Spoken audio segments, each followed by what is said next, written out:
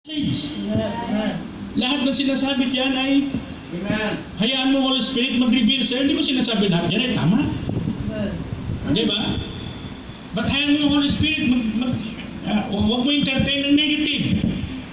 Di ba? May mga bagay na kinorek diyan ng Panginoon. So be it.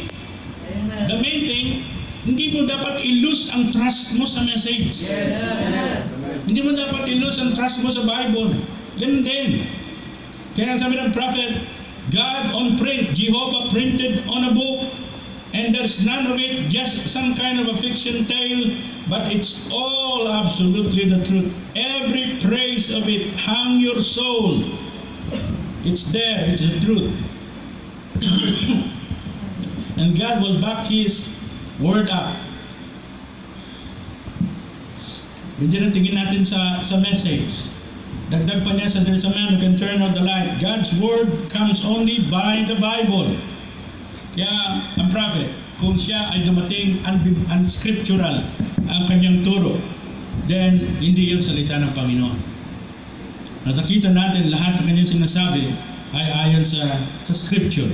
God's Bible is the printed form of the Son of God, because the Bible said that it is the revelation of Jesus Christ.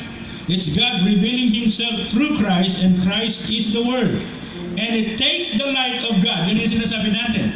Okay, Biblia, yan ang absolute, yan ang Word of God. Yan manggagaling ang mensahe ng ating Panginoon. Pero kapag walang light sa iyong age, at ang light ay magmumula lamang sa God-given messenger, it takes the light now to shine upon the Word, to vindicate it, to prove that God still speaks life. Eternal life. He speaks, natural light brings the life. Life only comes by the light, the Word made manifest or made flesh. Andiyan ang buhay.